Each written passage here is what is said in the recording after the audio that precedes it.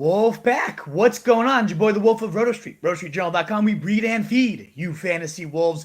Thrilled to now host for the third time Fantasy Pros Pat Fitzmaurice. He's truly one of the most accurate analysts in the game. In fact, he was 2020's number one ranked expert in Fantasy Pros accuracy competition. He also ranks third in the multi-year accuracy from 2019 to 2021. So, understandably, one of my favorite brains to pick every season beyond just being accurate. One of the best guys in the space. So nice and just amazing to talk to. The managing editor over at Fantasy Pros, hosts the phenomenal Fitz on Fantasy podcast as well. Pat, thank you so much for joining again. It's always one of the highlights of my summer. How you doing, my man? Oh, Wolf, I'm doing great. This has become like a rite of late summer for us, right? I Right? mean, we do this now like pretty much every year, and it's always great to chop it up with you. Always look forward to this. Awesome. Well, thanks again. We really appreciate you joining for sure. I know our audience always looks forward to this show. As soon as I only posted like 20 minutes ago, and I got a million messages already. Oh, Pat's coming back on. Yes, let's go. So we're thrilled. We're always pumped to have you here. And we're going to be talking about 2022 fantasy football sleepers, that kind of, quote unquote term that's a little overused, some people might say, but the late round guys that are going way cheaper than their fantasy upside might represent. So we're going to dive into some guys going around pick 100 and beyond, and then go really deep after pick 150. Some of those deeper guys that people might not be drafting at all that should be on Raiders. And so we'll just first preface too, we're going to be going on Fantasy Pros, ECR, and ADP. That can be a bit different depending on where you play. If you play on Yahoo, you play on ESPN, if you're doing these underdog drafts, things can be different. So we do always recommend you check your site, see where guys are going relative to where you're going to be drafting. But this is a great, like Fantasy Pros is, again, one of the most common used. If someone's printing out a cheat sheet, if somebody's coming to your draft, it's very, very common. So I think it's a great way to kind of get a general overarching of where people are going. So we'll be going off that as well. Pat, any other prefaces, or should we just dive right into these players? Oh, let's do it, man. Let's jump into the deep end, buddy. Let's go, indeed. And as we do, folks, if you enjoy the show, please do consider hitting that thumbs up as we go. Like, shares, retweets, all that great stuff does help us grow so much. It's so greatly appreciated. So before we go, we're going to go position by position as kind of previewed at the top. But I do always love starting this way with you. Who is your single favorite guy, your favorite single sleeper at any position that you cannot leave your draft without, Pat? Oh man, this is probably my most drafted guy. It's Jahan Dotson of Washington. Yeah, I'm a Big Ten guy. I'm up here in the Midwest, so watch a lot of Big Ten football every fall, and I just kind of fell in love with Dotson. Part of it being because he did a number on my Wisconsin Badgers last year. But man, this guy is he has got big time speed and he plays to it. Terrific hands. And he's got that thing with like Tyreek Hill where he is surprisingly feisty and balls in the air for a smaller receiver. This dude is tough at the catch point. He is just a competitor. And I was so happy when he went mid first round, and it just kind of validated everything I thought. They were talking about him as a guy who maybe wasn't going to be in the first round, but no, he went, well inside that round 1, round 2 cut line. So plus he has been in preseason, further validating it. He's been running exclusively with the ones and, running a lot of routes. He's going to be on the field with Terry McLaurin in 2 wide receiver sets, basically isn't going to come off the field. And, I really like this dude. I think he's going to have not much of a transition from college to the NFL. I think he's NFL ready. I'm pretty excited about him, and he's going pretty cheap. He is not someone people are really excited about, and I think they should be. 100%. He's a guy that is definitely on my list too. A guy I've been landing a ton of throughout this entire offseason because, like you, I just when watching him play in college. One of those guys is just a football player. It goes up and gets everything. He might not have the flashiest athletic profile or any of that stuff, but man, he is just so much steak to the sizzle, so much production. Shouldering a 33% college target share, 95th percentile in that sense, and he's used to bad quarterback play. So I know the whole argument. Oh, well, he's playing with Wentz. He can't be that good, right? But I think even Rivera mentioned one of the reasons we love this guy is how good he was, regardless of who was throwing him the rock. Kind of alluding to the fact. He's going to get it done with nobody. It doesn't really matter who it is. This kid can get it done. 100% there with you. I absolutely love the kid. Playing all the preseason snaps so far, too, with the starters, with the ones. They're not playing any games. They're locking this guy in as a starter, and he's absolutely talented enough. I mean, he's a reason. I don't know if I'm psycho to fade. I'm not necessarily fading Terry McLaurin, but at their price tags, I have landed way more Jahan Dotson because I don't think the stats are going to be all that difference between the two. Yeah, I'd prefer McLaurin in a vacuum, of course, but when he's going round 4 and Dotson's going like round 13, I'm hitting Dotson every single time, whereas Terry's just sprinkling in here or there. Am I nuts? How do you view that? No, I know what you mean. And I do like Terry McLaurin. I think he's a really good player, but he's a guy I don't really get more than my share of in drafts. You know, I've got him in a few drafts, but not too many. And if I miss on him, like I definitely want Dotson later on. Yeah, absolutely.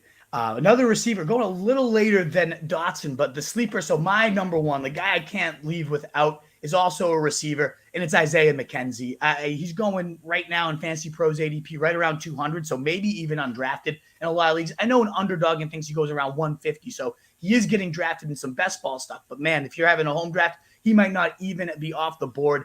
But I love this kid. It's very clear all training camp that he's been running ahead of Jamison Crowder, and then to have that verified in the latest preseason action. He played all the first team snaps when Josh Allen was in. There was even a rumbling after the game that if something happened to one of the top 2 guys, he'd probably push outside and still have that clear-cut number 1 role with the team. And as a Pats fan, I saw very firsthand what this guy can do, unfortunately, against us last year. 11 catches, 125, and 1 TD. It seems every time he's been used, the only other start he's gotten with Josh Allen, 6 for 65 and 2 scores. He's had 29 or more fantasy points in both of his starts. So I really like the kid. Anytime he's been used, he seems to play well. All the training camp reports are just glowing on the guy. Cole Beasley had 108 targets and 77 receptions on average across his 3 years in Buffalo. So you give me someone that's probably going to see 100 targets from Josh Allen towards the last round, I'm hammering it. I can't leave my drafts without it. Am I nuts, or what are your thoughts on McKenzie? No, I'm with you, Wolf. Like I think a lot of people, and you mentioned the home league drafts, and man, like in the next 10 days, this is home league draft season. It feels like the vast majority of them are going to be going down in the next week plus.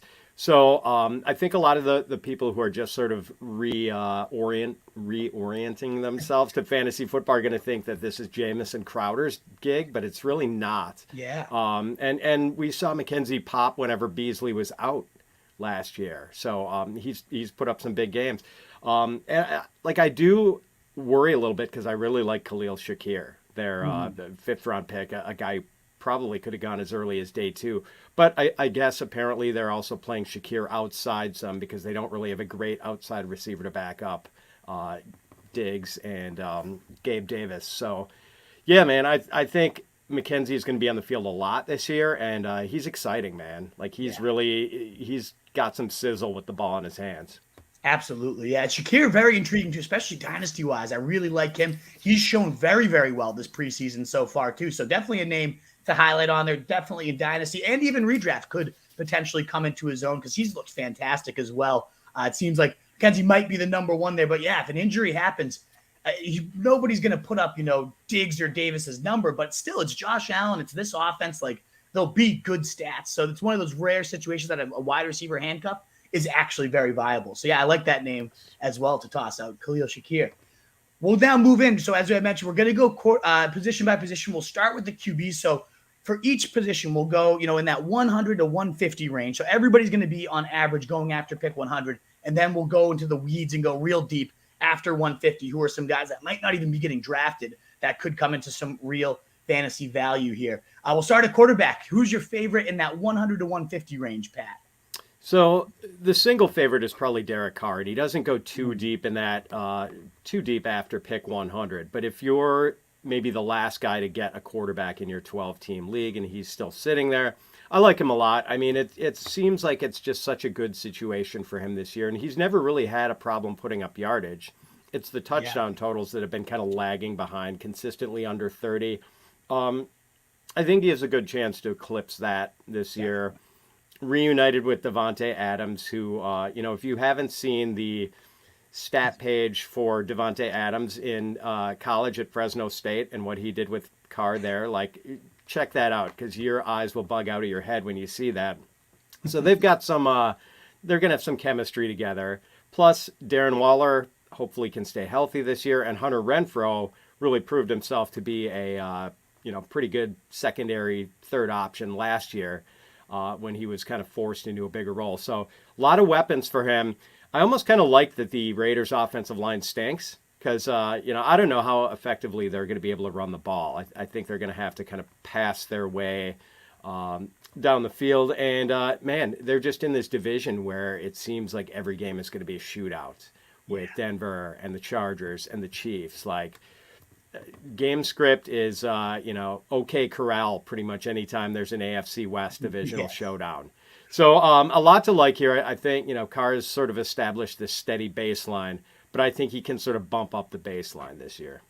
I love that call. And to speak of those shootouts of that division, they probably have the worst defense too. So they're going to always be chasing the points. I love it. I just looked up the stats because I knew they were gaudy, but I didn't realize it was 1,719 yards and 24 touchdowns on 131 catches. We know that's not going to happen at the professional level, but man, he can still put up some damn good numbers. I knew it was good. That is breathtaking stats right there.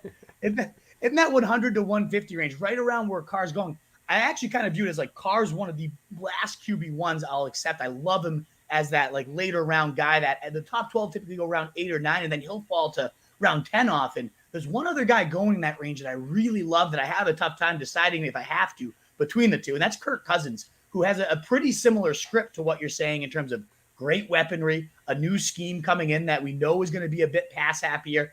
Everybody there is raving about it, especially Justin Jefferson, how much he's moving around, the layup targets, all that good stuff, and a bad defense that's going to probably be chasing a lot of points throughout games. We've seen Cousins put up nearly 5K yards with far less weaponry over with Washington. I think he could go completely nuts as well. So I have a tough time choosing between the two. In fact, if I haven't gotten a quarterback yet and both those guys are there and I'm at the turn, I like taking them both because I really think they're both going to have some very solid numbers this year. And that's kind of the cutoff for me too. Carr, Cousins, you can lump Rodgers in that tier too. And then it gets a little dicey. I don't really want a QB1 after that, even though we have a couple more guys we'll discuss here. Do you like Cousins at all though?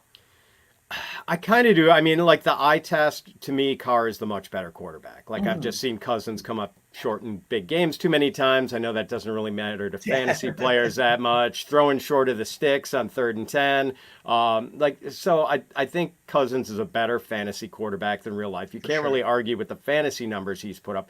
But one thing, another thing that kind of sways me against Cousins a little bit, real tough matchup out of the chute with the Packers at home. I know, the Packers defense hasn't been thought of as a juggernaut in recent years, but man, it's really good this year. That secondary they have with, Jair Alexander and Rasul Douglas, two of the best safeties in the league, Eric Stokes and Rashawn Gary, spearheading what's looking like a pretty good pass rush now. That defense, I think, is going to be one of the top 5 defenses in the league. Not just my Green Bay Packer bias talking here, but I do think it's a tough matchup for Cousins right out of the gate. So yeah, I mean, I'm okay with Cousins in a deeper league as my a 14 or 16 teamer. I'd take him as my starter, but just don't like him quite as much as Carr. Yeah, I get that too. And you get the shootout starting with Carr with the Chiefs, I believe, in week 1, if I'm not mistaken. Yes. So some fireworks right out the gate there. I love it. Well, after those guys are gone, whichever one you go with, I do think the Carr is definitely the safer, and certainly if those touchdowns come in, man, the ceiling could be crazy. But after those guys are gone, whether you're looking for a QB2 or maybe you punted the position and now you're scrambling for your number 1 guy, do you have somebody else in that range that you kind of like? Yeah, so kind of that's a good disclaimer. I'm not all in on this guy, but Daniel Jones, just because I'm intrigued by, we know what a cheat code running quarterbacks can be. And Jones is one of those few guys routinely going after the top 20 quarterbacks who can really run around a lot. I think his job is pretty secure right now. We'll see, if he turns into a turnover machine again, which he's kind of been throughout his career. Maybe they think about putting Tyrod Taylor in there. But I'm holding out hope that Brian Dable can sort of unlock Daniel Jones. As soon as Dable came in, right away he was asking Jones what sort of plays he was comfortable running. Think back to your high school days, your college days. What did you feel most confident with coming out of the huddle when you were running this or that? And they've improved their offensive line a little bit. I wouldn't say their receiver core is great, but they've got some intriguing weapons with Kadarius Toney and Kenny Galladay and Wan'Dale Robinson. So, I'm just like kind of banking on the rushing providing sort of a baseline for Jones. And maybe he can kind of finally figure it out with probably the best play caller he's had since coming into the NFL. Yeah, it's a really intriguing case. And in fact, I don't like Daniel Jones at all as a player, but when I did my projections, just because of the rushing upside, like I finished him up. And that's why I love doing projections, because it kind of forces your biases out and you just have to look at it. He still came out like right at my top 20 QBs because of the rushing. I said, what is this? I would never have thought Daniel Jones would have been in there. So I think I had him at like 27 in my rankings. I had to bump him up when looking at the stats. And just in general, there's a great podcast JJ Zachariason does. Everybody listening to this probably already has heard of the Late Round podcast, but he has a great episode he does every year on team level regression. And he talked about how the Giants, like even just by history, no improvements needed, they should average near 14 more touchdowns this year because of what history has suggested as in terms of positive regression for the worst scoring teams. And now you mix in one of the better play callers. He seems like an offensive genius based on what he did in Buffalo. If there's any hope for Daniel Jones, and maybe he is just garbage and he gets benched and you cut him, that's the whatever, you get rid of him. But if there's any hope, it is Brian Daboll. I think he is a great play caller, regression on his side, two of the better tackle duos at this point since they've invested in the position back-to-back years. I see it, in terms of just a dart throw, late round guy.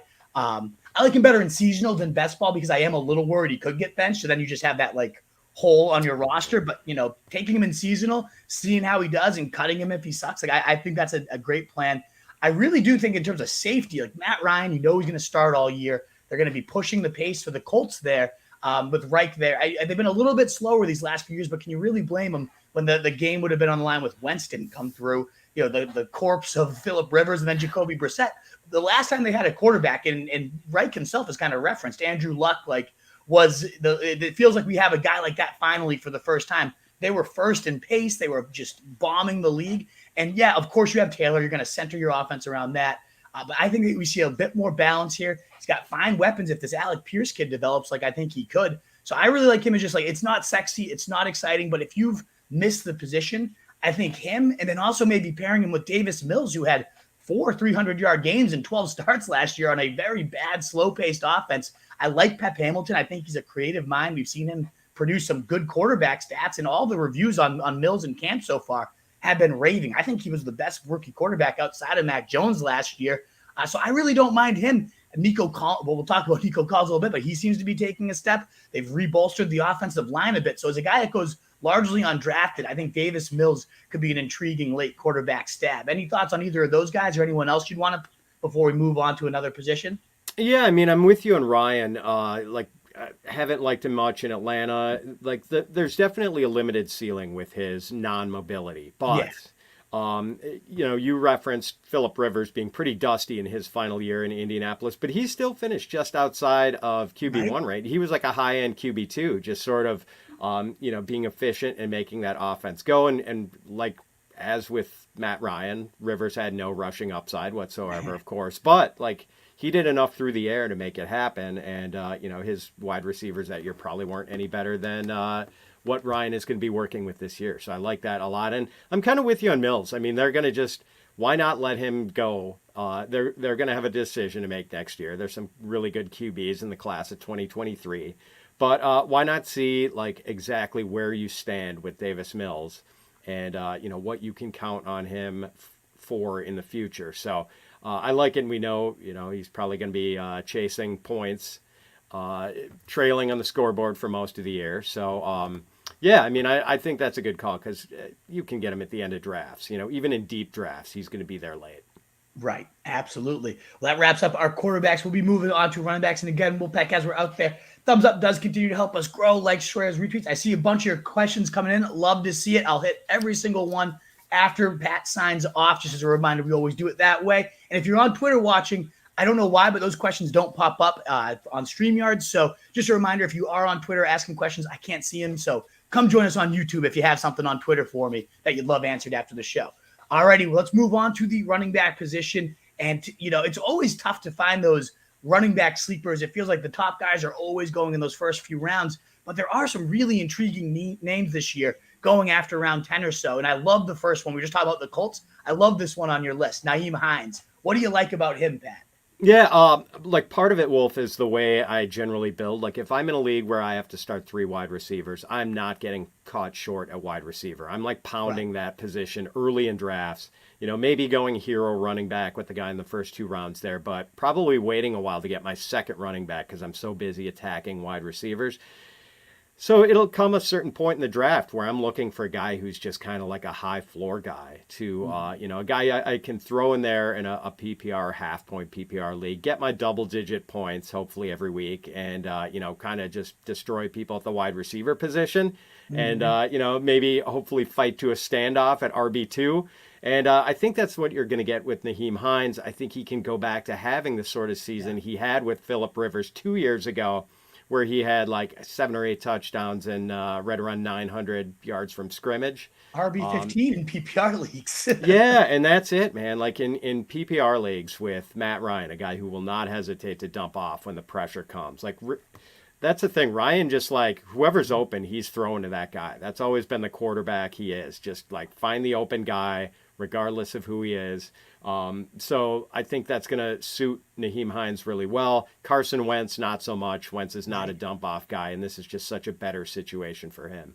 Absolutely. I think that's a great point. And Reich himself said, I'd consider drafting Nyheim Hines. We all saw that quote back in OTAs, and ever since then, every beat writer in camp, you're seeing a bigger role. He's moving out to the slot.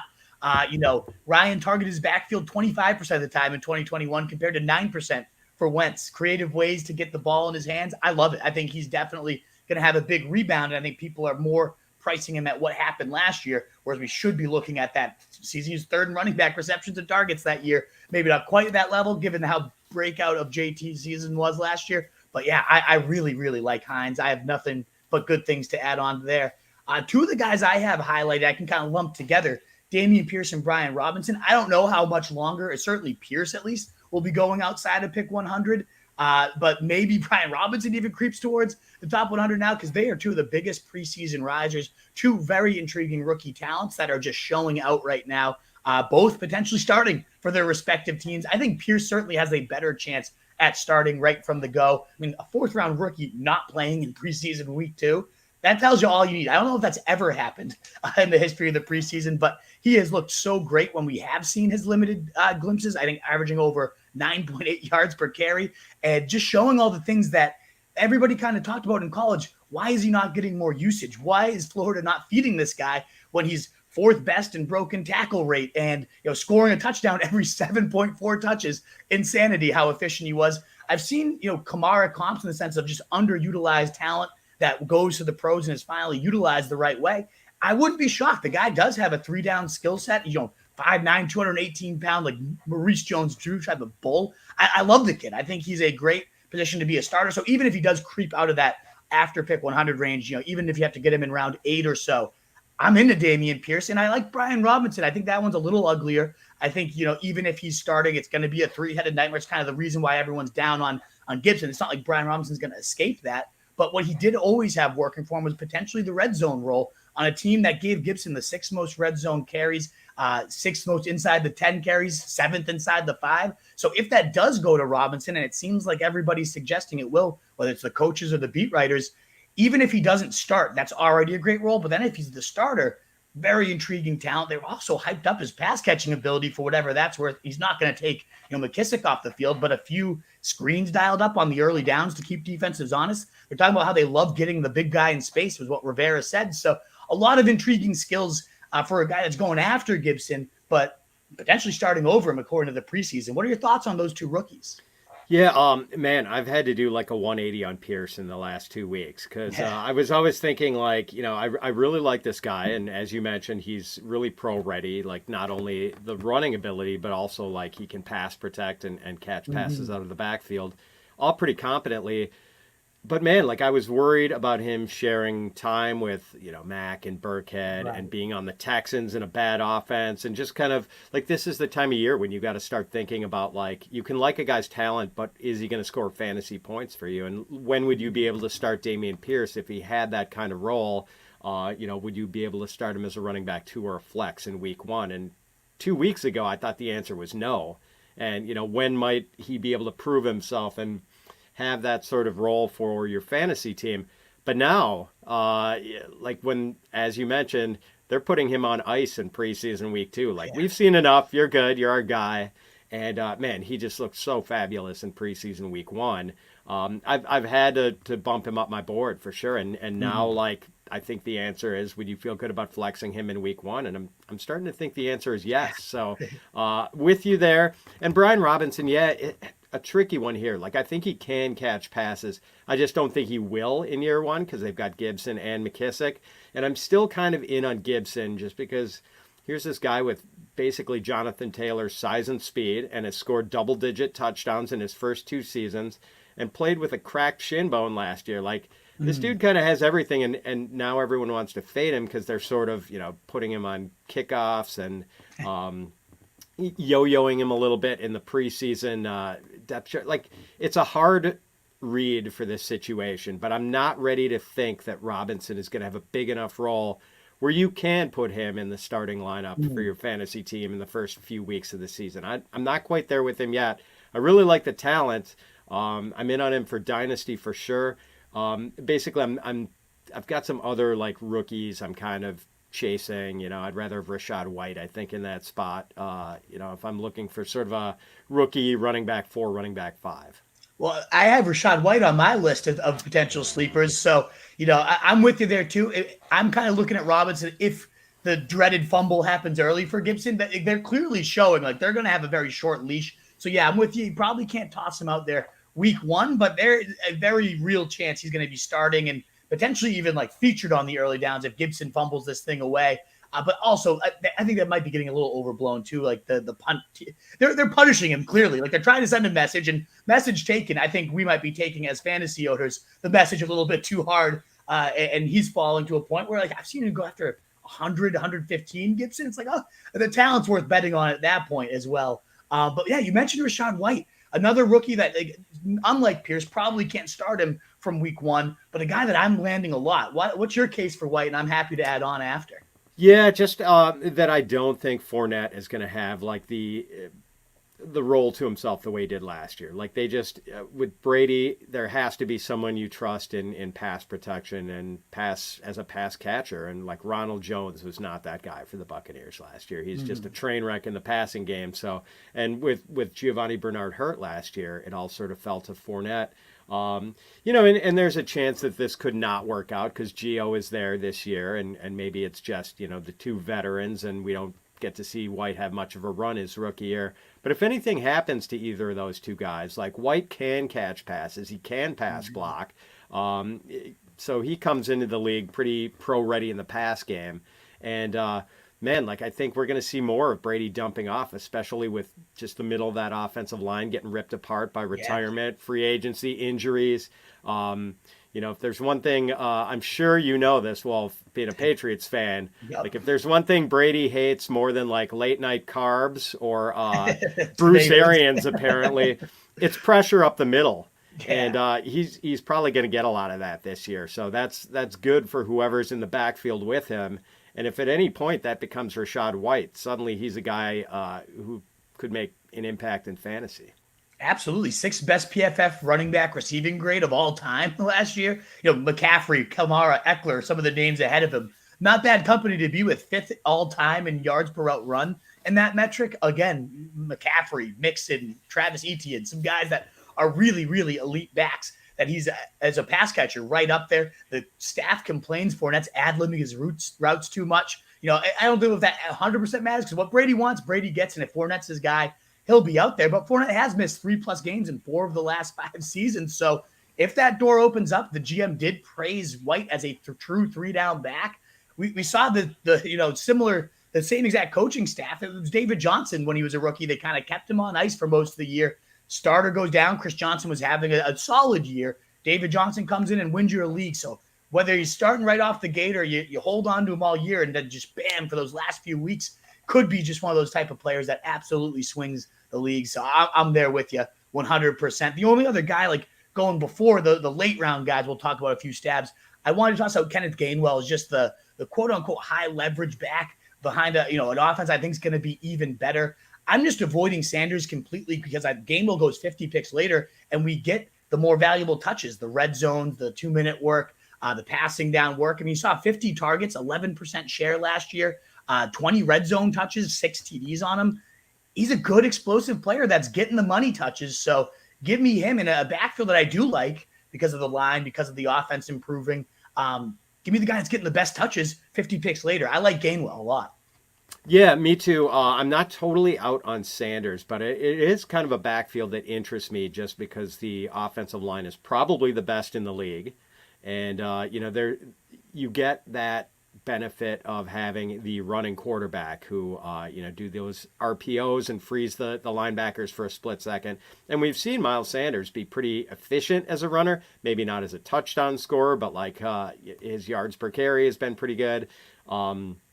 So and maybe Gainwell could benefit from that too. He's definitely the better pass catcher than Miles Sanders. So yeah, I mean, I think we're seeing that gap between the two shrink in drafts, but Sanders is going to still go ahead of Gainwell, and entirely possible Gainwell is the more valuable back this year. Absolutely. Well, I spent more time on that range of backs just because after 150, I love the receivers going late. So I almost would rather talk about those guys more than the running backs. You're looking usually at handcuffs in that range. And there's some interesting backfields, whether it's the Arizona guys, if one of them emerges, Darrell, I might bet to do it, but Eno's apparently ahead of him. Who knows? So now that's getting a little cloudier. I like what this Jalen Warren kid's showing in Pittsburgh as whether you have to draft him or a guy to flag down in case something ever happened to Najee. It looks like he has a real 3-down skill set and could beat out Benny Snell right now running ahead of him. Dontrell Hilliard, if something happens to Henry, or maybe even, not, because he's the lead pass catching back right now and making plays every day in camp. Really showed out the few times he was used last year. I don't mind them. I guess if you're looking for a usable guy, I toss out McKinnon, Boston Scott, and maybe even Amir Abdullah now with Kenyon Drake gone. Could be that kind of, they're saying the James White role there. I mean, everybody's getting handed the James White role apparently on the Pats or on the Raiders. But man, they always do have a pass catching running back in that Pats offense. And Abdullah seemingly outplayed Drake enough to have him get cut. That could be a guy that does get you some nice receiving work and can be usable. That's going largely undrafted right now. So those are a few names I wanted to toss out there. If there's anyone that you like from there or any other names you want to toss out, Pat, and then we'll move to receivers. Yeah, I'll mention two real quickly. Zamir White as a rookie. Yeah. I mean, this guy he's not going to really catch passes for the Raiders, but man, this guy is just such a violent runner. And, if they do decide to move on from Josh Jacobs sooner rather than later, they've already elected not to pick up his 5th-year option. Zamir White could definitely handle that early download, and maybe with kind of a shaky offensive line, they need a guy who can make his own holes. Mm-hmm. And, Jacobs is a tough inside runner too. I'm not going to take that away from him, but Zamir White is man, that guy is just a bull in a china shop when he runs. So I like him a lot. And Dearness Johnson is kind of interesting. Like the path to playing time is not clear right now, but, Kareem Hunt has expressed some unhappiness with his role. Yeah. And, I feel like either Hunt or Dearness Johnson could get moved. Hunt may be the more logical candidate, allow the Browns to maybe recoup just a tiny fraction of all the draft capital they gave up to get Deshaun Watson. Right. And then suddenly, Dearness Johnson could become the number 2 on a team that likes to use multiple backs, has a good offensive line, is probably going to want to play ball control with Jacoby Brissett for the first 11 weeks of the season. And I think Dearness Johnson was PFF's highest graded runner last year. Ooh. So he's popped whenever he's gotten playing time. I don't think there's star potential there, but he could be useful for sure if something happened to give him a little bit bigger of a role. So he's a guy I like to take a shot on in deep drafts. Yeah, I remember that Thursday night game. I mean, I think he was the top 5 running back that week where he got the start and just looked really damn good. He's not the most athletic guy, but the vision, the way he was good. He's a good player. Ran all over the Broncos that night. Yeah. That was a while. I remember I had him in the top 15 running backs. Felt like a leap of faith, and then clearly he was even better than that. He was a stud. So if he comes into some playing time and behind that line and that zone scheme, definitely a guy to keep your eyes on. Now moving over to wide receivers, as we've been doing, we'll start with that 100 to 150 range. of guys and then move into some guys. I think there's a ton of guys going after 150. We won't analyze every single one, but I'll certainly toss out a bunch of names there. But let's start with you, Pat. Who are a couple guys in that 100 to 150 range that you really like? Oh man, so I know Devontae Parker is not like the greatest separator, and it's like getting a little late to be high on that guy. He's only had one really big year, but man, like of any wide receiver for New England that I'm drawn to, it's kind of him. Like, Yeah. Jacoby is useful, but Myers doesn't really. He doesn't score touchdowns. He doesn't really make a lot of big plays. It's kind of empty calories with him. A lot of catches but not much big play potential. Maybe Parker is the one guy for them who can do some damage downfield. So I kind of like him just because he's so late. Like everyone's completely bored with Devontae Parker, and he goes like in the 13th, 14th round of draft. Right. And another guy who's kind of interesting. So Sky Moore.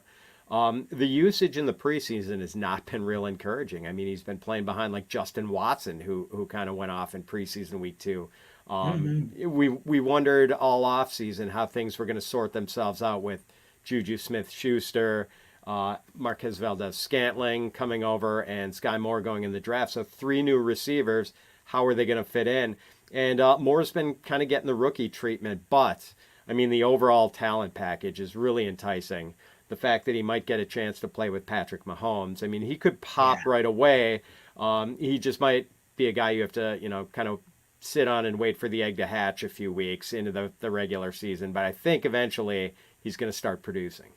Absolutely. And they're seeing that versatile role in the backfield and everything. It might take a little while, as you said, but look at Amon-Ra St. Brown. Like every year, A.J. Brown a couple years ago, there's always that like rookie receiver that does finally come into some meaningful work and takes off. And it's not the hardest depth chart to climb up. So I'm very intrigued by Sky Moore, regardless of the discouraging preseason usage. I think he's going to have a real role, whether it's midseason or right away. He's definitely one of the more talented guys there. He just feasted on the college competition. Yeah, maybe a little lesser than college competition you'd expect, but he did what he was supposed to do. What can we can't hate on him for feast. He was where he was, and he ate like he should have. So I love it. And Parker, as a New England fan, I mean, all the camp reports, the guy's been a monster in the red zone all offseason.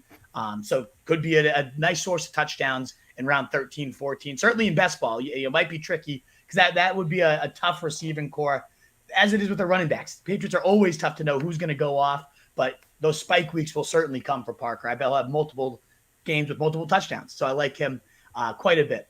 I really like Robert Woods as well going in this range. He's right at that 100 cusp, but think about the opportunity. First in vacated targets and target share and air yards and air yard share and inside the 10 targets. Every meaningful vacated opportunity metric, they are at the top of it for the Titans. Treylon Burks was definitely intriguing as a prospect, but right now he's running deep into games with the third and fourth stringers, and he's not really impressing in that run either. He's been banged up again, time to time, whether it's the conditioning. Now he's dealing with some sort of ailment. It just seems to me like somebody's going to have to step up here. And Woods has always been a pretty reliable, just dependable, unsexy guy that gets it done. So with all that opportunity there for him, I wouldn't be shocked to see 80 to 90 catches going after around 100. I pick 100.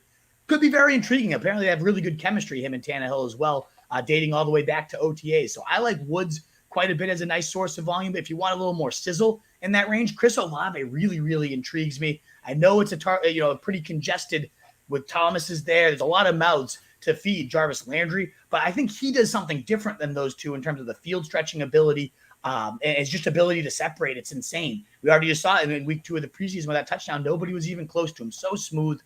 So I think he'll have a role regardless. And then if Thomas, you're already dealing with a hamstring, we haven't even seen him in 2 years. So as much as I'm intrigued by Thomas and his return, if something happens to him yet again, we could be seeing a number 1 receiver for Jameis Winston, and we know how he can force feed his targets. So I like Olave a lot as well in that range. Any thoughts on those two guys, or you want to toss out any other names? Yeah, I think with Woods, you're right about maybe target opportunity and price coming at a nice intersection here where, he's not, I think the excitement over Robert Woods has kind of waned a little bit. I mean, he goes from being drafted frequently ahead of Cooper Kupp last year to being kind of a forgotten commodity this year. So, yeah, I like the price there. And, man, Olave, I wanted my Packers to get him so bad, Wolf. Just, like, he's the most...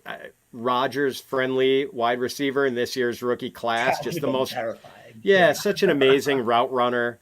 So smooth. Like I do think he has a chance, and we should probably mention George Pickens too, just Yeah, because of the right. way he's balled out, right? I mean, he's getting more expensive. I don't know if he's even going to be going after the top 100 anymore. Maybe his ADP is there now, but realistically, I think someone in every draft is probably going to want to take a chance on that guy. But man, he is showing out. Like I don't know what the quarterback situation is going to be like in Pittsburgh. There's a lot of target competition, but I mean, he does look like a potential superstar here, and like I can understand the temptation if someone's thinking about him in like the 8th round. Absolutely. He looks like he could potentially lead all rookie receivers in points. And you pick it seems like he's going to be taken over sooner than later. And there's just always that like kind of rookie to rookie connection. I don't have the stats to quantify that, but they always seem to just have that nice locked in. He seems to be outplaying Claypool at this point for the number 2 role. He's listed as a starter. He's playing all the starter snaps. I don't think any receiver has risen more in value than George Pickens. So absolutely there with you. Rondale Moore, the last guy in that range too. I'm intrigued by at least. 4.37 40, 95th percentile there, a ton of burst. Like, just didn't really get much of a role, but Kingsbury just continues to hype the guy up as their immediate fill-in for Christian Kirk. They're talking about running the air raid even more with like the 4 wide once Hopkins is back. So you got those 6 weeks where he could really give you a spark right away. Certainly if you're waiting for Hopkins, you're waiting for a Godwin or something like that. He's a guy I love in that like round 11 to 12 range. That could be a nice high usage guy for those first few weeks. And then who knows if it will even disappear even when Hopkins is back. Certainly will be less. But I really like Rondale Moore's potential in this offense, especially as a bridge to some of those hurt, clear-cut number 1 receivers like Godwin and Hopkins. Are you out on Moore, or do you have any thoughts on him? Oh, on Rondale, no, I'm as a Big Ten guy, I'm very much in on Rondale. Like that freshman season that he had in 2018, like that was unlike anything I've ever seen. I mean, he was just going nuclear, like pretty much beat Ohio State by himself that year. Yeah, and so like I mean, there's not a great history, a great track record for wide receivers under 5'9". Like we've only seen one guy under 5'9" have 1,000-yard season in the Super Bowl era. It was like Richard Johnson for the Lions in 1989. But man, I mean, I love the dude's game. I would love to see them just make him the full-time slot guy now that Christian Kirk's no longer there. But I wonder what that's going to look like after Hopkins gets back. Like, and if you've got any hesitation to start Rondale Moore in the early weeks of the season, then what's going to happen, like, after the suspension ends. So, man, I want to like Rondale so much. I'm a truther, but like sometimes I haven't been able to pull the trigger on him in drafts this year. Yeah. And admittedly, too, some of those running backs we talked about, Pierce, White, Gainwell, Robinson, all kind of go in that same area. It's certainly Pickens.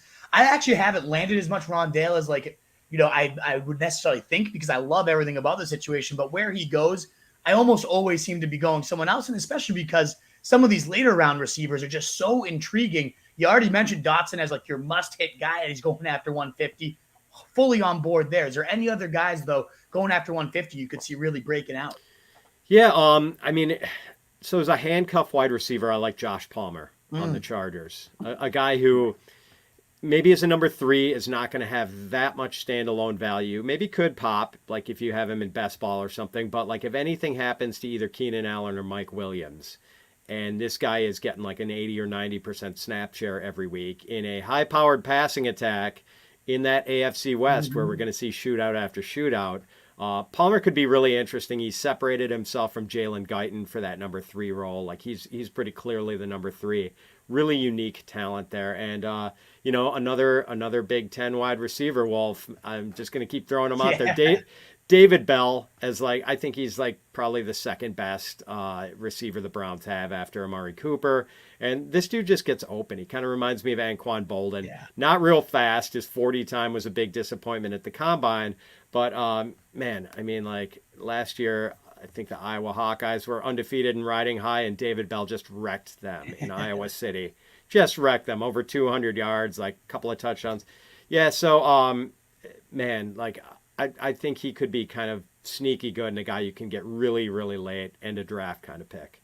Yeah, I love that call. I love these guys that just can shoulder entire offenses in college and to see where they can translate. And Jalen Tolbert was one of those guys as well. 33.4% college target share, player profile calls it the college dominator rating, 51.2%, was in the 90th percentile. So he's another guy, comes from a small school, but certainly just absolutely feasted. And this Cowboys attack, with Dak and Kellen Moore has just been nothing other than prolific. First in total yards in their 2 seasons together, 6th and 1st in total points, 2nd and 2nd in passing yards, 5th and 3rd in passing TDs across those 2 seasons. So it is a high-powered attack. Maybe it goes down a little bit, but there's a ton of mouths to feed. I mean, tons of vacated opportunities. What I'm getting at more with Cooper gone, somebody's got to step up there. Gallup won't be ready until about mid-October, they're saying. And right now, it does seem like Tolbert's the guy. I know there's some other rookies or Noah Brown and other people that might end up taking it, but he's a guy after 150. Why not take a stab at somebody that could have a high target share in this offense, certainly to start the year, and then maybe to continue on in 4-4-9. I mean, I like a lot about him. And then that handcuff argument also could apply maybe to KJ Osborne, a guy that really, really played well whenever called upon.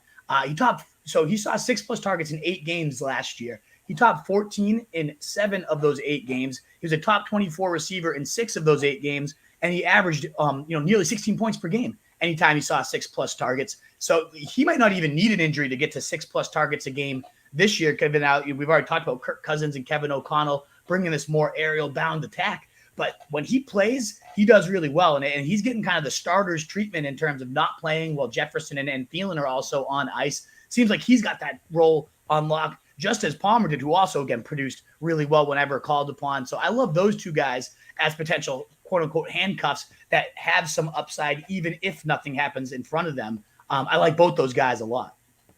Yeah, me too. I mean, Tolbert, like you said, there's just opportunity galore in what should be a pretty good offense. And who was the other guy, Nico?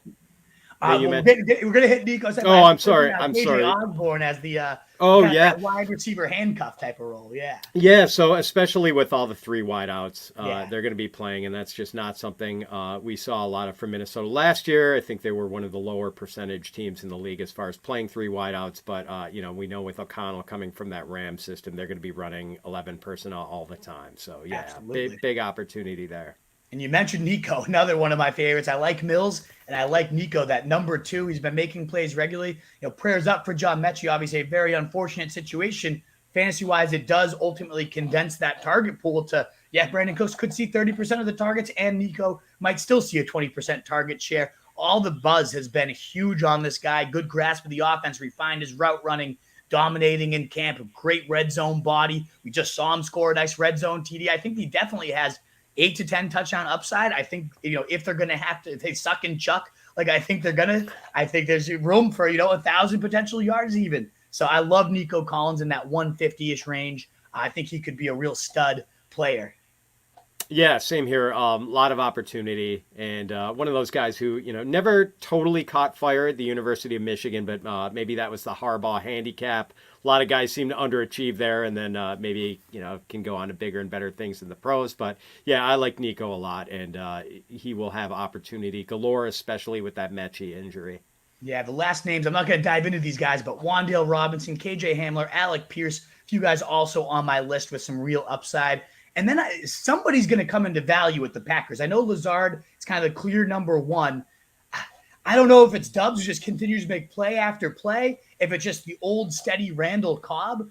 You're a Packers fan, so I'd love just your quick take on who you could see behind Lazard, or even if it is Lazard, coming into some value with Rodgers there. Yeah, it could be one of these situations, Wolf, where no one has more than about 700 yards. Because I'm not even sure I totally buy into Lazard as being this high volume target guy. So I mean, if you're betting on ceiling, Dobbs and Watson are both interesting, and I know the shortened training camp for Watson is kind of depressing, but he does have that crazy size speed combination. But I feel like we're destined to see Sammy Watkins go for 5 for 86 and a touchdown in week one, and all of a sudden people are throwing out double-digit fab bids on Sammy Watkins. Something weird is going to happen. I wouldn't be surprised if Watkins had his moments, but I think it's going to be really unpredictable from week to week. As much as I'm a Packer fan, I've kind of been avoiding the wide receivers in drafts.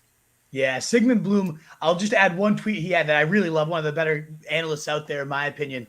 Randall Cobb with 5 or more targets last year in those games, 569 and 2, 315 and 2, 3 for 50, and then 495 and 1. So whenever he was used, he had some decent games, and there's certainly targets galore up here. I love that he also had 21 of his 28 catches went for first downs. And then, as you can see, 5 of them went for touchdowns too. So those money situations, Rodgers was looking for his guy. A guy that's going free right now that will have at least 3 to 4 games in your best ball formats that he'll be in your lineup. So I go to him more so than Dubs just because Rodgers loves his veterans. But, man, obviously I'd go Dubs in a vacuum because the upside's really there. But in terms of price, I like Cobb as just this last round kind of throwaway guy. And we're talking round 20 type of leagues there too. Well, we spent a lot of time at receivers. I know those positions, running back and receivers, are certainly the most important, but we don't want to skimp on tight end as well. So, Pat, do you have any guys going in that 100 to 150 range that you might trust as your number one tight end? So I feel like this is cheating because in analyst leagues, we've been trumpeting this guy for a while, but maybe in home leagues, he's not going to go as early as he should. Cole Kmet. Just because he didn't finish well with lack of touchdowns. Like, he has not been much of a touchdown scorer his first 2 years in the league, but he topped 60 receptions and 600 yards last year. And, man, like, the Bears need pass catchers. It's Darnell Mooney, it's Cole Kmet, and then after that, I mean, I think Equanimous St. Brown is in line to be their wide receiver 2 right now. So would not surprise me if Kmet was like, number 1 or number 2 in this team in targets. And, Fields is like, I like Fields as a passer. I mean, I think the offense could be kind of a train wreck overall for Chicago, but there's opportunity here for Kmet to be a high volume guy. So I like him. And then there's a limited ceiling here with Noah Fant, but I think in his first 2 years, he's finished like tight end 8 and tight end 12 with lousy quarterbacks. And yeah, now he's still saddled to Drew Lock. But at least we've seen a floor with him. And, with Fant's, like, crazy athleticism, like, you can make worse bets than betting on a crazy athletic tight end, even if you don't like the quarterback situation. And he's just fallen so far in drafts that I think he's almost kind of a value now in the tight end 2 range. Yeah, the one thing I'm a little concerned with is he's been playing pretty deep into the preseason, like second half type of stuff. So, yeah, I don't know what they're doing with him there, if that's just a weird Pete Carroll thing, but I know that's not heartening for sure. No, it's not. It certainly could get ugly if they make it a committee in an already ugly situation. Disley's like listed as this. Who knows? Because it certainly has the athleticism, and that's what JJ Zacharyson and the target I have here mentions one of the key factors to tight end breakouts when he did his study was athleticism is a huge part of it, but also then quarterback play can be a really big part. It actually wasn't as important for breakout receivers as it was tight ends, which makes sense because they get to their third or fourth reads more often. So combining athleticism and nice QB play, I really like Gerald Everett for the Chargers. Donald Parham was a concern of mine because he's a beast at 6'8" and a red zone monster and was having a great camp, but he's been out for weeks now of training camp. So ultimately, this could be just Gerald Everett's role. And they're talking about jet sweeps and screens and all these variety of ways of using him. I know he's going to be below a lot of people on that target totem pole. But ultimately, when the pie is, what I think is going to lead the league in passing, 4th or 5th option will still come into some value and certainly some scores, in my opinion, for Gerald Everett. And that tight end, when you're going this late at 140, 150, what else are you looking for other than touchdowns and a few spike weeks? So I really like Gerald Everett as a potential number 1. And speaking of touchdowns, Pat Fry just finished with a ton of touchdowns, 7 touchdowns, 6th in scores last year. And now Ebron, who was playing 62% of the snaps last year, is gone. He was a rookie as well. We know how hard it can be for rookie tight ends to typically spike. So I like Freiermuth and what he showed last year. Now coming into a sophomore season, maybe we get a jump. I think 10+ touchdowns with that 6'5" frame are very, very real. So I like him. It is tough because Pickens is also now exploding. And it's like, can you feed Deontay and Pickens and Claypool and Freiermuth? But all those guys around him might open up the middle of the field a little bit. He himself said, I want 800 and 900 yards, which I don't see that happening. But still, potentially a guy that could spike in scores. So I like Everett and I like Freiermuth a lot. Yeah, same here. Freiermuth, well, I like Fryermuth as long as the price stays modest. I think people might pay for the touchdowns last year, and Roethlisberger only seemed to have eyes for Fryermuth in the red zone last year. Who knows if that's going to stay the same? I do like him, but I've got Komet ranked higher, and if if Fryermuth is going before him, then I'd rather just wait that out and take Komet. But yeah, Everett is an intriguing one for sure. Like, I don't know if I actually think Everett is good, but he is in the right spot for sure. You know what I mean? Like, we've talked about how the AFC West is going to have these like duels every week in their divisional matchups, and like there's not all that much competition. Like, I don't know if Parham is ever going to get it all together, and so yeah, there's a definite opportunity there for him to be like a sneaky 6 or 7 touchdown guy. Definitely. And well, someone that is talented, at least showing in this preseason, is Isaiah Likely. And I think he's a very timely guy to bring up. You had him listed for your guy going after 150. I haven't really seen him get drafted much, but could be really intriguing in this offense. What are you seeing from Likely, and what do you like about him? Oh man, he's coming on so fast. Well, one is just like he looks like a big wide receiver out there. I mean, he's like I didn't realize he was going to look this fast on the field. I wasn't really as familiar with him coming out of college as I should have been. And man, it's just been exciting to see what this guy can do like after the catch. He just looks like, a guy you don't want to get in front of if you're trying to tackle him, I mean, he's going to run over some defensive backs, and surprisingly quick. Like, just he has some jets after he catches it, man. And like the Ravens, what do they have like after Rashad Bateman and Mark Andrews? It's just James Prochet, Devin Duvernay, Tylan Wallace. Like, that's a weak group, and now that they're talking about likely having a pretty significant role and maybe being able to carve out like a 14 or 15% target share in Baltimore, that could be pretty interesting. Absolutely. I don't know if I've ever handcuffed a tight end either, but if something happened to Andrews as well, he's looking like he could really shoulder the Andrews role. And that's an insanely valuable role in fantasy. Yes. They already run some of the most 2 tight end sets in football. So he's probably, it's kind of like Josh Palmer and KJ Osborne will have some standalone value given all the time he's going to be on the field anyways. But if something ever happened to Andrews, he might be ranked as a top 5 weekly tight end if he's continued to show as well as he has so far at camp. I love that call. He's certainly someone that wasn't on my radar that throughout preseason has definitely jumped up there. Last guy, and not sexy at all, but if you're going real late at tight end and you want something that could be steady, Austin Hooper, we talked about all the vacated opportunity with Robert Woods in the Tennessee Titans. I could see Hooper being the next man up after Robert Woods, certainly if these Treylon Burks struggles continue. He has a good rapport, they're saying, with Ryan Tannehill. They're staying after practice every day. All those reports you love to see. He would always do that with Matt Ryan. And we saw Hooper have some top 5 tight end seasons in his day. I don't know that he hits that ceiling at this point, but as a top 10 guy, potentially, I don't know too many tight ends certainly going in that range that have the type of volume upside that he might see. So I don't mind Hooper at all that late.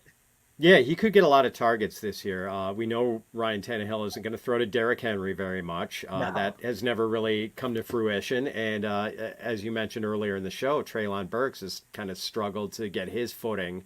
So there is target opportunity here, and we're routinely seeing Hooper go like after 20 tight ends are off the board.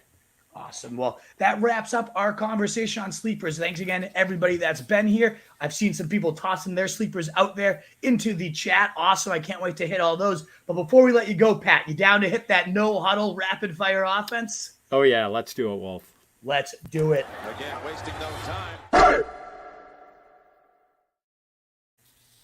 Huddle offense. See the production value increasing over here, huh, Pat? The new segment transitions. Let's jump right in. In order, the first 5 picks of 2022 draft should be Jonathan Taylor, Christian McCaffrey, then the big 3 wide receivers. Cooper Kupp. I have Jamar Chase ahead of Justin Jefferson. Jefferson 5. I love it. Wow. Number 2, the late round league-winning QB will be. Oh, man, we talked about him before. Daniel Jones. Let's say he gets 700 rushing yards and doesn't look terrible as a passer in Brian Daboll's first year as play caller. Who do you think gained the most value this offseason? Oh man, Gabriel Davis just picking up steam now that he's got his role as the number 2 receiver firmly in place, and just I think people were hesitant at first, but now I mean that combined with that crazy 201-yard 4-touchdown game against the Chiefs that everyone saw, and now there's opportunity. It's just been to the moon with him all offseason. Absolutely. Who do you think lost the most value? Oh man, I was gonna have Jalen Waddle as like a top 10 receiver until the Tyreek Hill trade went down, and it's still hard for me to like get Waddle any lower than about mid-range wide receiver 2. But like I love the guy. I just kind of hate that trade happened. Absolutely. Highest scoring rookie after Breece Hall, if it even is Breece Hall for you. Oh, I think like if I had to put a bet down, I think I'd put it on Chris Olave. Nice. I mean, you talked about it. Like he's pro ready. Jameis, as much as they tried to have him playing ball control early last year, the dude likes to take his shots downfield, and Olave could be that guy for him.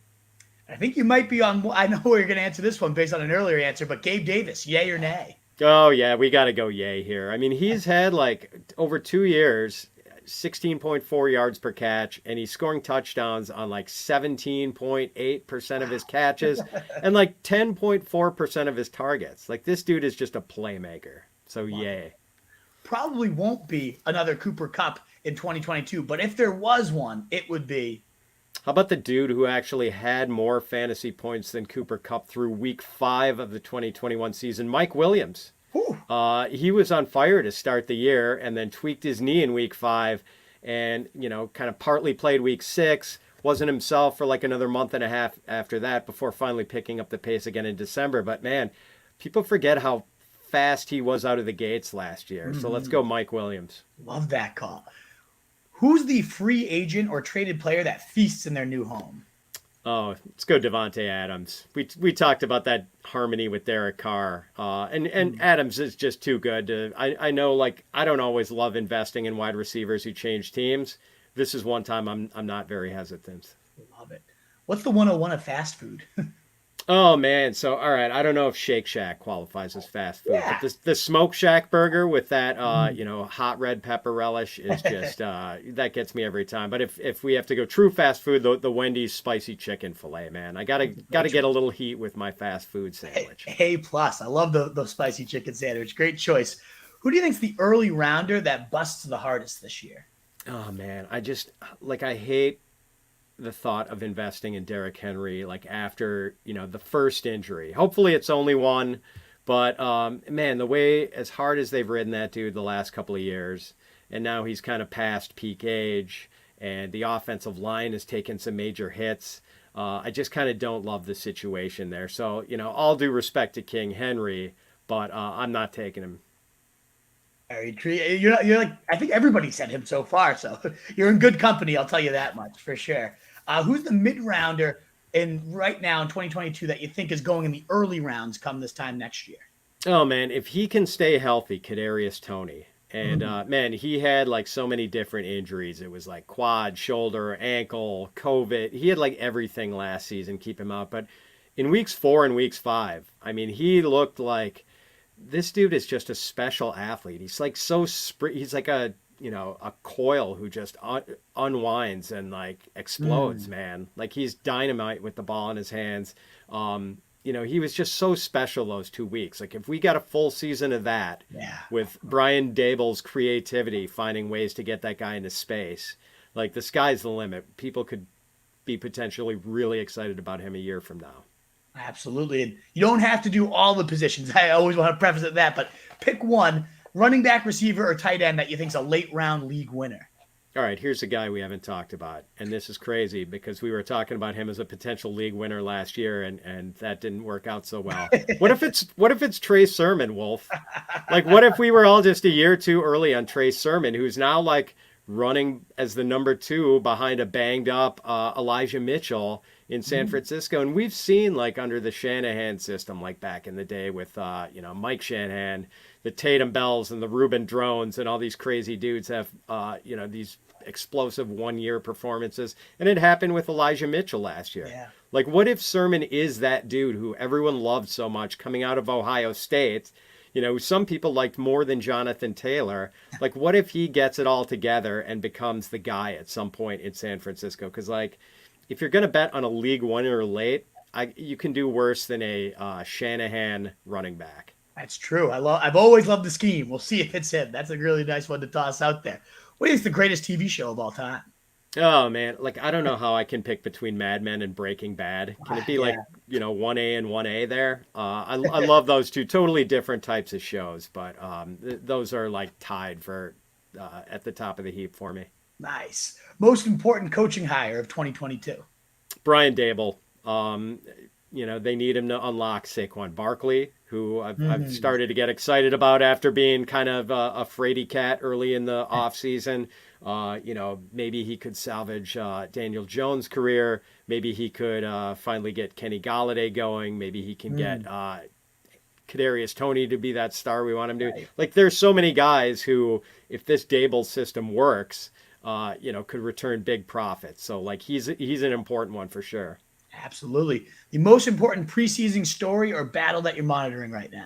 I think still the Chiefs wide receivers. And we're starting to get some answers. Like Juju does seem to be the main guy if he can stay healthy. MVS is getting a lot of snaps. We're seeing less encouraging news for Sky Moore so far and for Mecole Hardman. But, yeah, I mean, someone here is going to be valuable and maybe more than one of these guys. And, I'm just still trying to read the tea leaves here.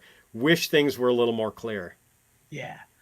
It can't be Chase or Waddle. That'd be too easy. But which year two receiver blows up the most? Oh, man, I love Rashad Bateman. So much target opportunity for this dude. And, it's interesting that the Ravens traded away Marquise Brown at the draft and then didn't draft another wideout. I mean, it makes it seem like they have immense confidence in Bateman. And after watching him, up here at the University of Minnesota in the Big Ten, like, I understand why. I don't think the guy's a weakness in his game. Like, he plays fast. He runs good routes. He's good after the catch, great hands, and he can play inside or out. So, I'm pretty enthusiastic. He's, like, almost inside my top 20 at wide receiver. I think I got him at, 21.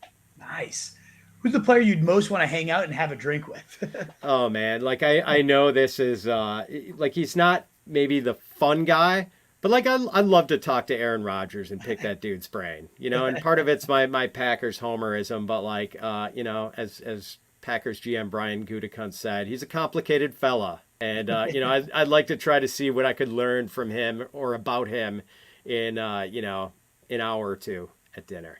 Nice. What's your drink of choice while you're hanging with him? Oh God, man, I'm a beer guy first, but with Rogers, you'd have to drink like red wine. Something tells me we're not drinking beer. We're drinking wine of some sort. Probably a nice Cabernet. True, or maybe some psychedelic tea. Could be, man. Could be. That's the real reason you want to have it. I love it. Oh man, last two here, Pat. You won't leave your 2022 drafts without. Oh, because he's so cheap now, Antonio Gibson, man. Give me the guy with the crazy size, speed, the wide receiver background, who everyone is fading. Like, I'll buy that guy all day. Awesome. And the last one, the boldest 2022 fantasy prediction, and then just a reminder of where our listeners can find you, anywhere you want to promote your work, anything you guys have out that you'd love to pump. All right. Trey Lance is a top 3 quarterback. Nice. He's just such a dynamite runner. Everyone's looking for, this year's Jalen Hurts, and I think it's going to be Trey Lance.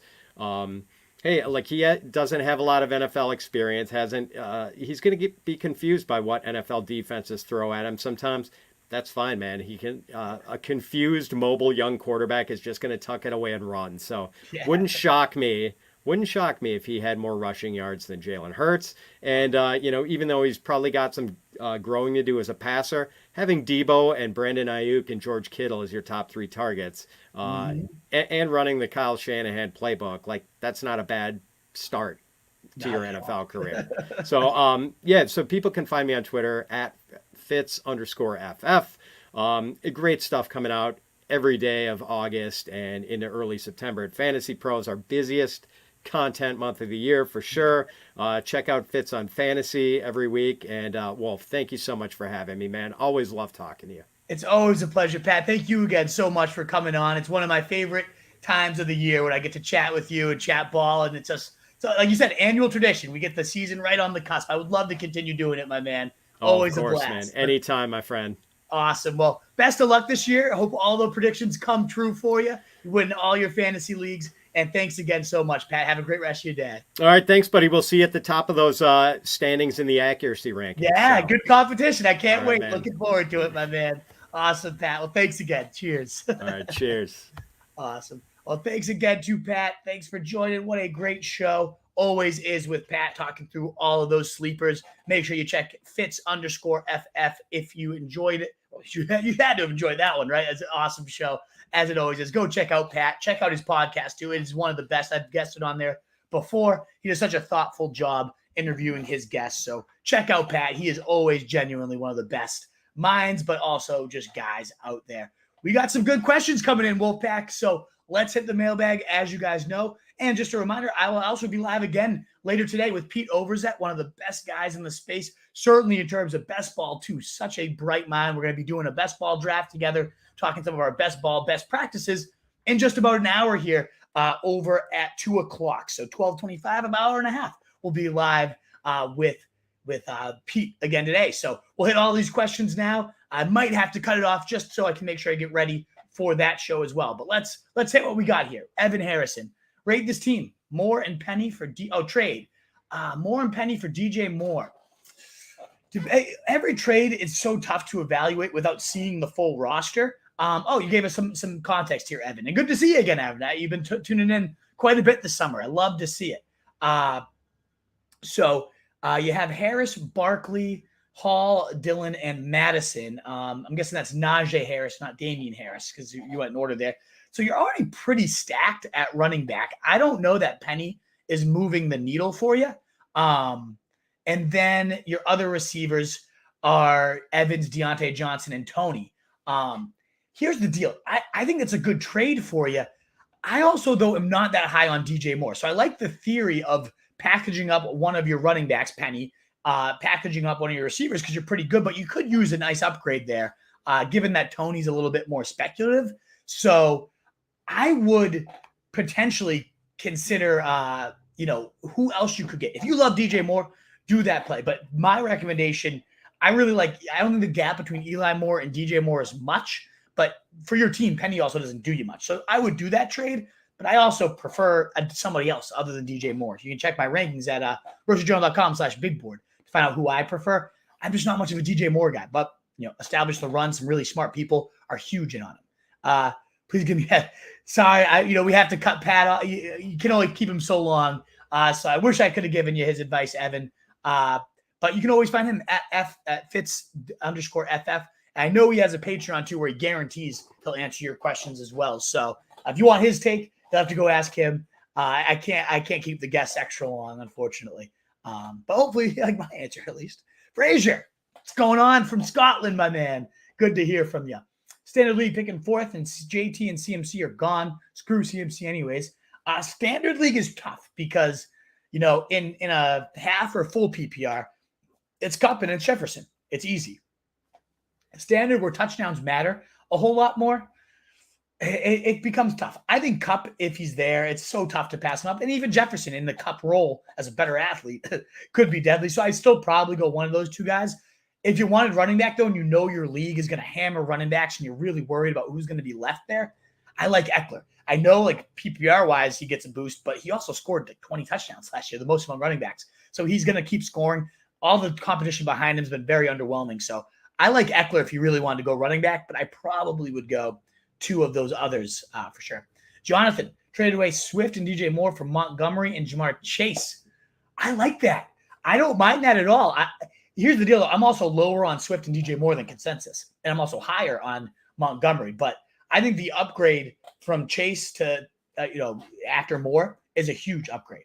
It's tricky because a lot of sharp people are very high on Swift, and I think there's a pretty good gap between Swift and Montgomery. But I prefer the side you have. Running backs are a little ugly now with Etienne and Montgomery. If something, Etienne does not pan out, you're in a tough spot here. I don't love Debo either. So if you could trade him and get some running back depth, I'd probably consider. Not that I don't love Debo the player, but is he going to really get the rushing volume he got last year with, now he got Kittle and Ayuk's the MVP. I don't know if I love it. Wolf and Fitz, iconic. My man BK, great to see you, brother. I feel like this time last year is when we met, right? Millinocket, or was it Millinocket, maybe? Somewhere in the middle of nowhere. Vermont, I think, if I'm not mistaken. Yeah, Fitz is definitely an icon, and, getting there. Jesus Christ, the sacrifice. Wow. Intense name, but I'm happy. Hopefully you forgive me for my sins if I answer your question. No, I don't mean to joke, but hey, Lamar Jackson, Cordell Patterson, Nick Chubb, Justin Jefferson, Debo, Kyle Pitts, Terry McLaurin, Lazard, and Corbin. I mean, you got some great players there, Jesus. I don't know if there's a question here. You're just like, what my thoughts on your team? You got some great talent. I am a little bit lower on Chubb and Lamar than the consensus. Two very talented guys that could make me eat crow. So I'm a little bit lower on those guys and probably would have preferred someone else where you took them. But the depth you have behind them anyways, I don't know how many teams are in there. That's a great team. Yeah, Pat, the Gibby fade of 2020 will be an all-timer. So, yeah, I think a lot of people are fading Gibby, and we know Pat's hammering it, and that's a very smart man. So maybe I need to reconsider my stance on him, certainly as he falls after pick 100 nowadays. Oh, good to see you, Mahmoud. Awesome to see you. Thoughts on Zach Moss? We've been waiting for so long, but the guy's got the touchdown roll right now, it seems. So, yeah, he wasn't in my. You've probably heard those running backs we went through. He wasn't there for me, but could he be? Yeah, I can see it. If injury happened to either of the guys in front of him, and if he has the standalone red zone role already, there's definitely some value to be had there. My guess, though, what happens with him every year, he gets hurt, he fades off into nothing, and it's probably going to happen again. But if he didn't, there's a role there. Something could happen there. Johannes S. I like that call, Kenny. He is very talented, very good scheme. If something, Dalvin gets hurt, could be very intriguing. That's an awesome name to toss out there that nobody's talking about. And if he did supplant Madison as the handcuff, Cook's probably going to miss time. He's missed at least 2 games in every year, and this scheme is extremely valuable. I love that toss out, Johannes. You know your stuff. Good toss out for sure to bring on there. All righty. Wolf, what do you think of my receivers for late season? Start 2. Diggs, Adams. I mean, goddamn. You're starting Diggs and Adams. There's no question about that. When Hopkins comes back, he's probably locked in. I don't know what Fuller's going to do. He's not on a team yet. If he's on with the Cowboys, you got yourself another beast for 5 games. Then he's back, gone until he gets hurt. But I'd have a hard time not playing Diggs, Adams, and Ayuk in a PPR league, and certainly Hopkins when he comes back. It would certainly depend on what your running backs look like too. But yeah, those are some nice receivers. Fuller being very speculative. I love Josh Palmer. Definitely a top 20 guy potentially if something happens to either of the guys in front of him. Love it. Smashing Ramondre Stevenson in PPR. The hype train's real in this sense. Talent-wise, unreal.